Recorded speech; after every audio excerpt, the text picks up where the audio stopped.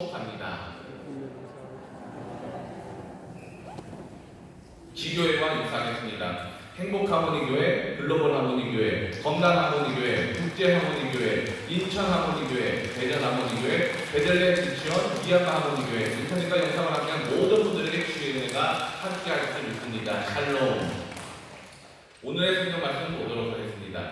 오늘의 성경 말씀은 마태복음 18장의 말씀입니다. 오늘의 성경 말씀은 마태복음 18장의 말씀입니다. 신약 성경 29면입니다.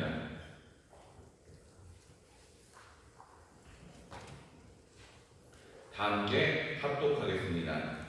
그때 제자들이 예수께 나와 가로되 천국에서는 누가 크니이까? 예수께서 한 어린이를 불러 저희 가운데 세우시고 가라사대 진실로 너희에게 이르노니 너희가 돌이켜 어린아이들과 같이 되지 아니하면 결단코 천국에 들어가지 못하리라. 그러므로 누구든지 이 어린아이와 같이 자기를 낮추는 그이가 천국에서 큰 자니라.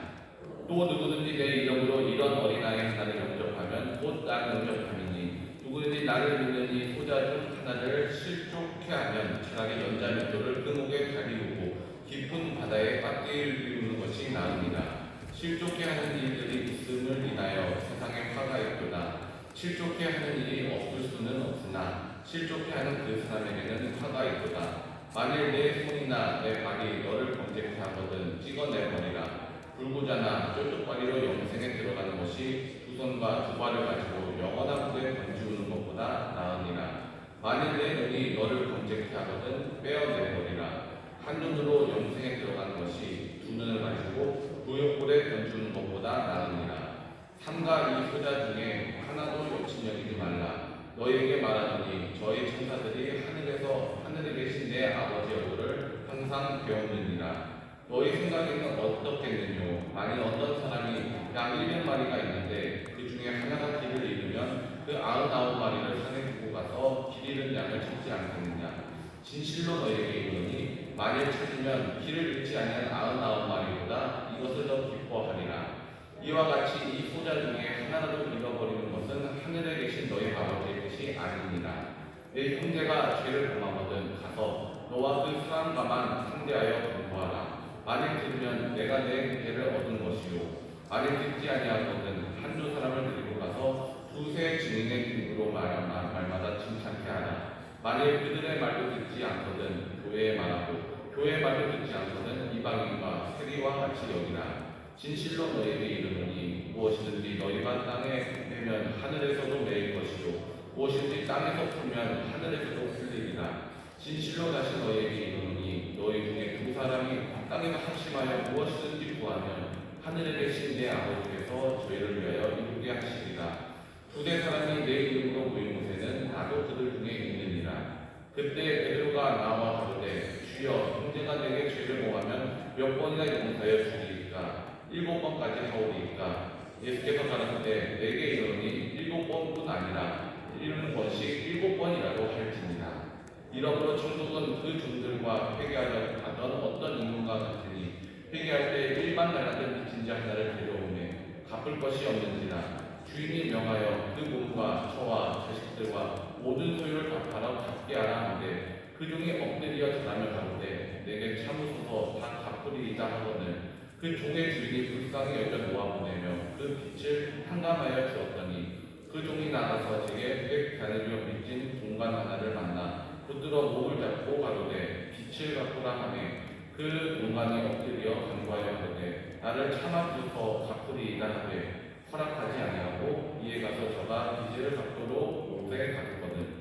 그 동관들이 그것을 보고 심히 민망하여 주인에게 가서 그 일을 다 보아니 이에 주인이 저를 불러다가 말하되 악한 종아 내가 들기에 내가 내 빚을 전부 탕감하여 주었거늘 내가 너를 불쌍히 여긴 것 같이 너도 내 동관을 불쌍히 여기니 마땅치 아니하냐고 주인이 노하여 그 빚을 다 갚도록 그를 옥졸들에게 붙이니라. 너희가 각각 중심으로 형제를 공부하지 아니하면 내 천국께서도 너에게 이와 같이 하시리라. 아멘.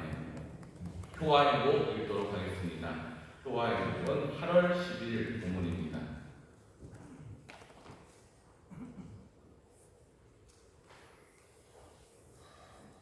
천국에 갑시다. 오늘의 말씀 읽겠습니다. 이와 같이 이 소자 중에 하나라도 이루어지는 것은 하늘에 계신 너희 아버지 뜻이 아니니라. 마태복음 18장 14절 말씀입니다.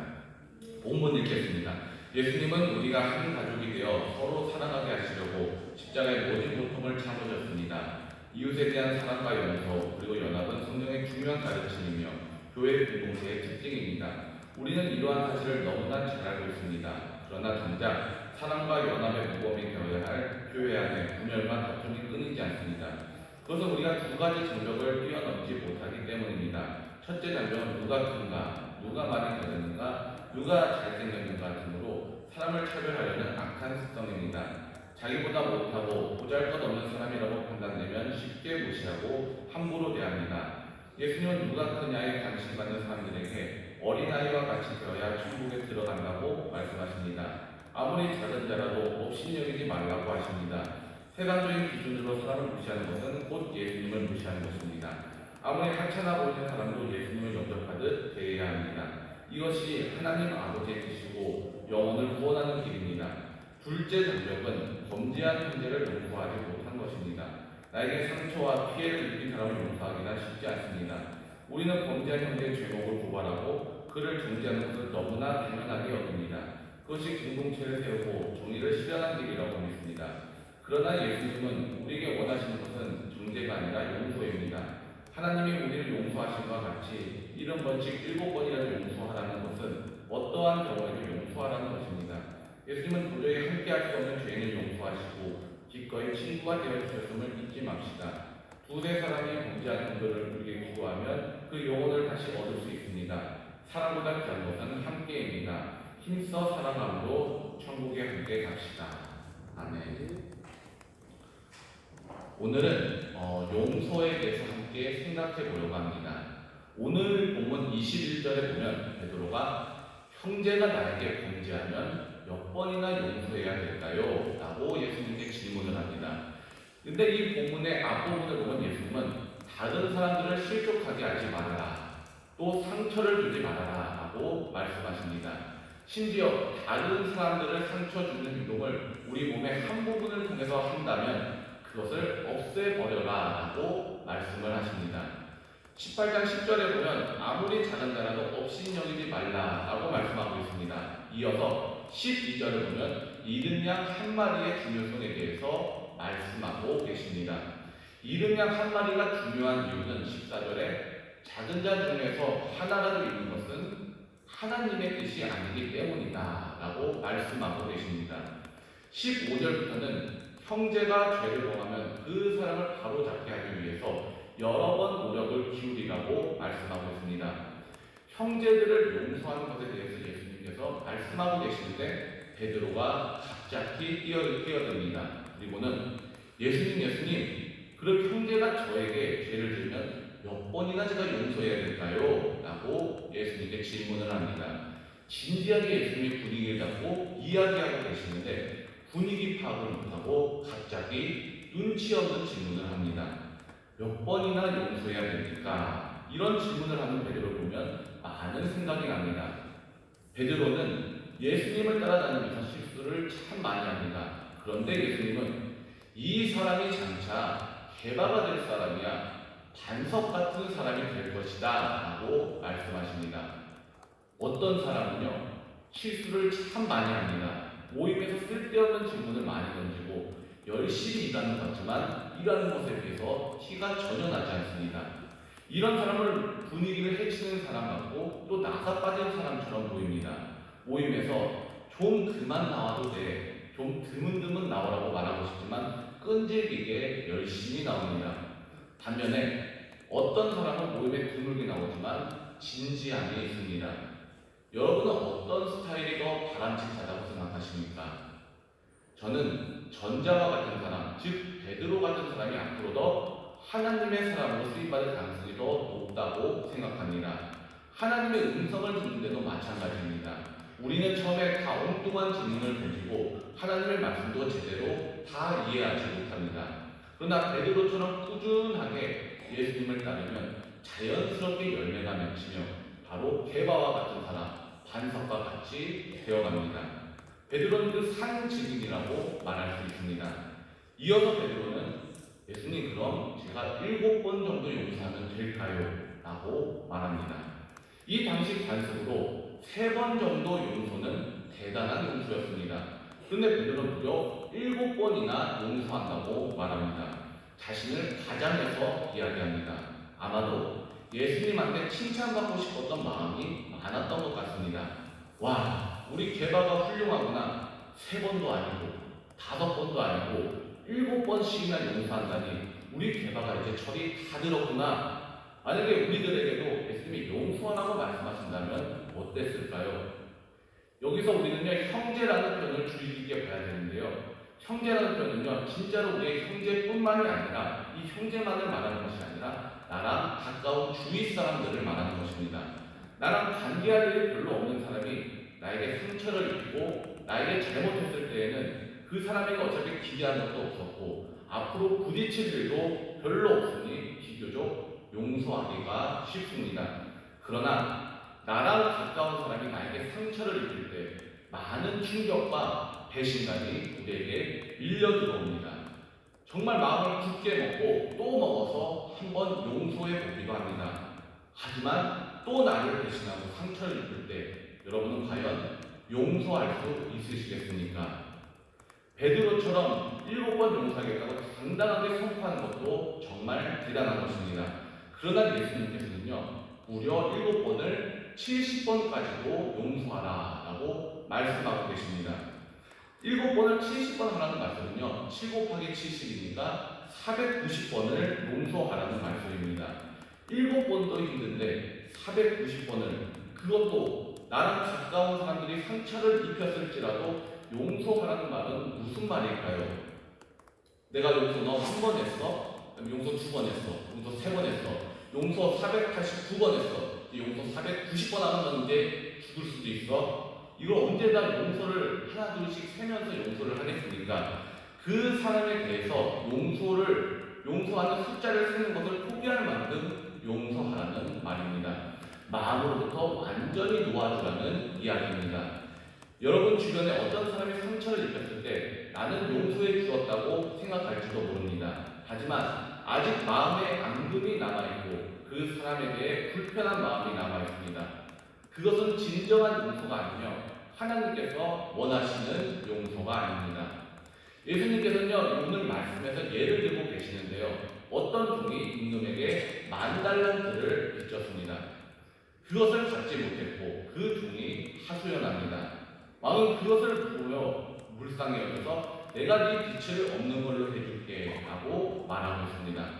10,000달란트의 빚을 탕감해줬다는 말이 여러분은 실감이 나세요? 실감이 잘 나지 않으시죠? 10,000달란트면요 16만 년을 이래도 갚을 수 없을 정도의 큰 빚입니다. 우리나라 돈으로 약 3조 원의 돈을 빚졌다고 생각해 보세요. 그걸 언제 다 갚겠습니까? 그런데 임금은 그 종을 불쌍히 여겨서 그 모든 빚을 안 갚아도 된다라며 그 빚을 변제해 주었습니다. 얼마나 홀가분해졌겠습니까? 이 종은 홀가분한 마음으로 집에 가다가 자신에게 100데나리온 빚진 사람을 만났습니다. 100데나리온은요 100일 정도 일하면 갚을 수 있을 돈입니다. 근데 이 100데나리온 빚진 사람을 잡아다가 그 사람의 하소연도 무시한 채 옥에 가둡니다. 이것을 알게 된 임금은요 분노하게 되고 이놈을 다시 잡아서 옥에 가둡니다.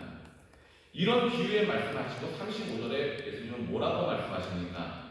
너희가 각각 중심, 바로 마음으로부터 형제를 용서하지 않으면 내 천부께서도 너희에게 이와 같이 하시리라 라고 말씀하고 계십니다. 간단히 이 말씀을 요약하면 이렇습니다.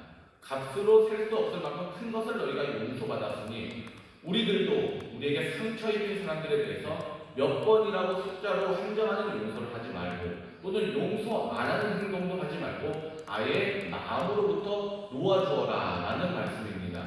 그것은 주님이 정말 말할 수 없는 큰 사랑으로 우리를 먼저 사랑하셨기 때문에 용서하셨기 때문에 그렇습니다. 저는요 가끔 아내랑 다툴 때가 있습니다. 누누이 느끼는 거지만 아내는 저보다 조금 더 똑똑한 것 같습니다. 제가 실수한 말에 대해서 아주 잘 기억하고요. 제가 실수한 행동에 대해서도 정말 잘 기억합니다. 그래서 아내랑 서로 다툴 때면 실수했던 말과 행동들을 하나하나씩 저희 아내가 꺼냈는데요. 예를 들면 제가 양말을 뒤집어 놨던가 아니면은 각 지나가는 자리마다 제 흔적을 남겨놓은 것들 이렇게 하나씩 하나씩 끄집어내서 이야기하면 제가 정말 할 말이 없습니다. 제 잘못을 막 아내가 지적하고 있을 때 저는 뭐 아내한테 반격할 것이 없나 저도 과거 이야기를 꺼내서 써먹고 싶은데 다툴 때는 도무지 생각이 나지가 않습니다. 제가 부부싸움을 여러분에게 말하려고 하는 것은 아니고요. 그런데 이러한 과정들을 거치면서 깨달은 것이 있습니다. 만약에 하나님께서 나의 죄에 대해서 낱낱이 기억하신다면 우리는 어떻게 될까 하는 것입니다. 내가 뭐 잘못할 때마다 하나님이 우리를 계속 공격하시면서 너 과거에 이랬지, 너 과거에 이렇게 잘못했었지, 너가 이렇게 잘못 말했었지 계속해서 과거의 잘못을 끄집어내면서 우리들에게 뭐라고 하신다면 우리의 마음은 정말로 무너질 것입니다.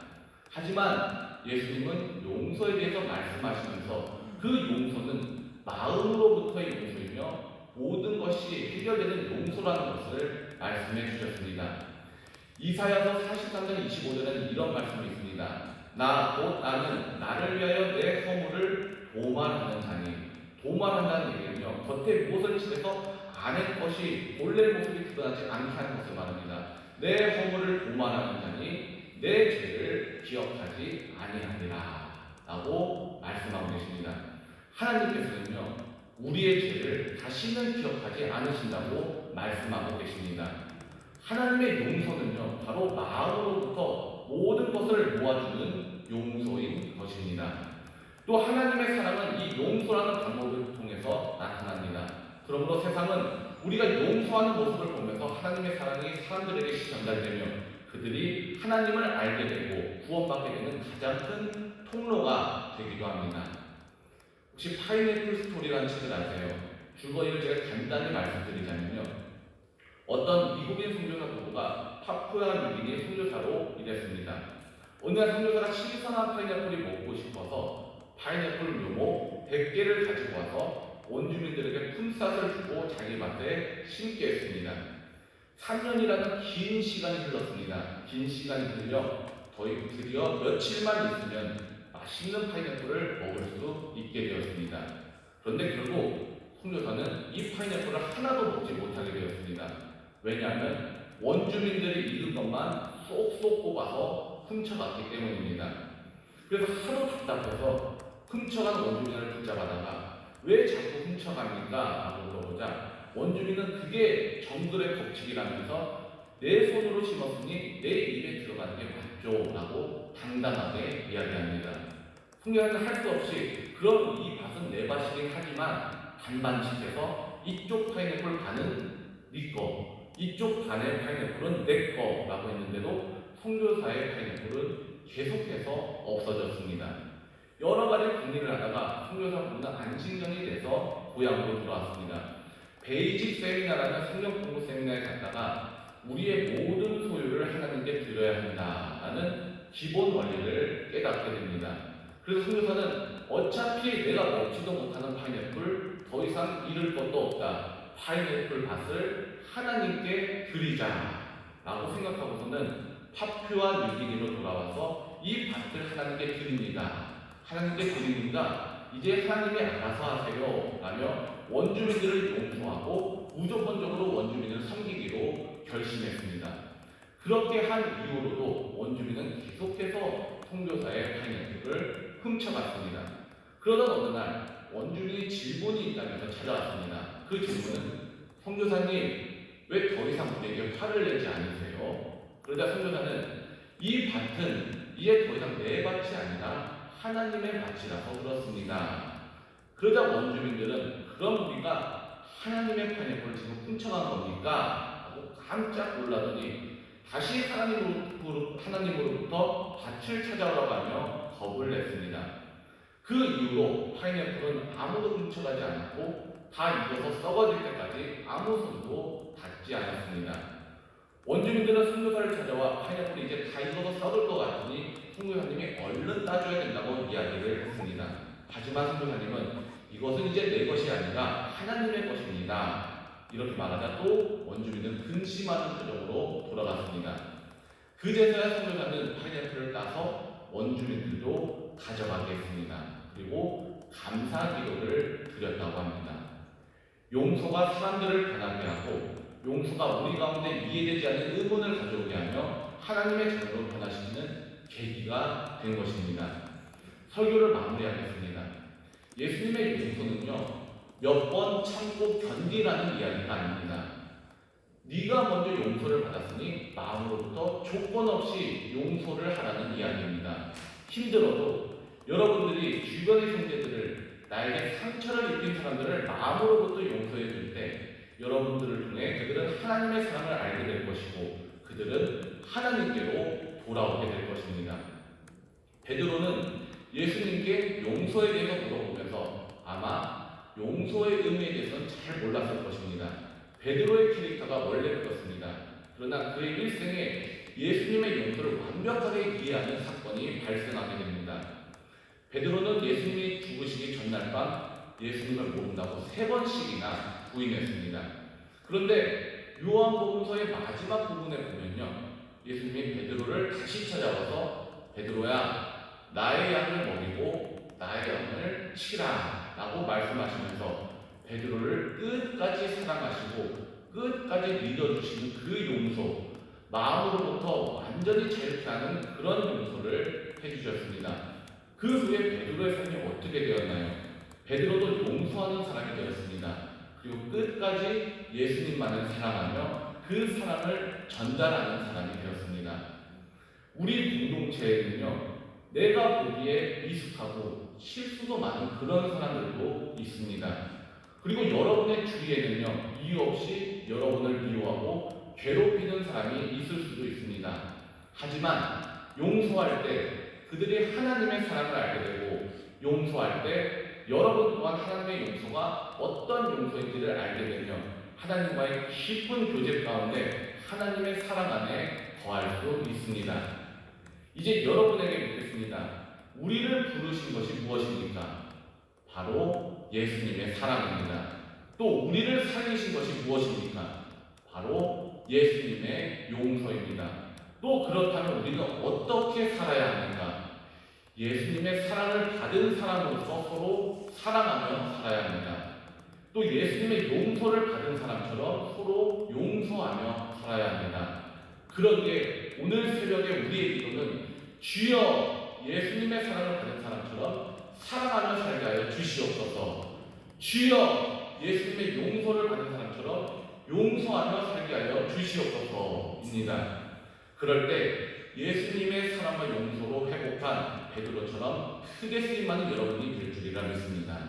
다 함께 기도하시겠습니다. 하나님 아버지, 세상이 할 수 있는 것을 하려고 뒤쫓는 우리가 아닌 세상이 할 수 없는 것을 베풀어주는 우리로 살고 싶습니다. 하나님께서 우리에게 베풀어주신 은혜를 갚을 길이 없기에 주님의 긍휼하심만 바라봅니다. 우리가 주님의 은혜를 잊지 않게 하시고 은혜를 입은 자로서 살아가게 하여 주시옵소서. 오늘도 하나님과의 깊은 교제 가운데 우리 형제들을 품어주기를 소망하며 또다시 주님의 걸음을 뒤따르기로 합니다. 우리의 삶을 주님께서 인도하시고 은혜 베풀어 주시옵소서. 예수님의 이름으로 기도드립니다. 아멘. 자, 함께 주기도문 하시겠습니다. 하늘에 계신 우리 아버지여, 이름이 거룩히 여김을 받으시오며 나라의 마음이시며 뜻이 하늘에서 이룬 것 같이 땅에서도 이루어지이다. 오늘날 우리에게 일용할 양식을 주옵시고 우리가 우리에게 죄진 자를 사하여 준 것 같이 우리 죄를 사하여 주옵시고 우리를 시험에 들게 하지 마옵시고 다만 악에서 구하옵소서. 대개 나라와 권세와 영광이 아버지께 영원히 있사옵나이다. 아멘. 오늘의 말씀 기억하시면서 들고 나온 기도 제목 가지고 주의 이름 3번 부르시며 기도하시겠습니다. 주여, 주여, 주여. 하나님 아버지 감사합니다. 오늘 주님 앞에 나와 예배드리게 하시고 신령과 진정을 다해 기도함으로 나아갈 수 있게 하시니 감사드립니다. 아버지, 우리는 주님께 은혜를 입은 자로서 살아가고 있습니다. 은혜를 빚은 자로서의 삶을 살아가고 있습니다. 아버지, 우리가 주님께 용서받은 자로서 살아가고 아버지, 우리도 다른 사람을 품을 수 있게 하시고 마음의 넉넉함을 가지고 성령의 힘으로 말미암아 나아갈 수 있게 하여 주시옵소서. 아버지 하나님께서 용서하라고 말씀하십니다. 그것은 쉽지 않은 일입니다. 하지만 먼저 우리가 사랑의 빛을 진 자로서 사랑의 빛을 갚아 나가는 삶을 살아갈 수 있도록 주님께서 긍휼히 여겨주시고 은혜 베풀어 주시옵소서.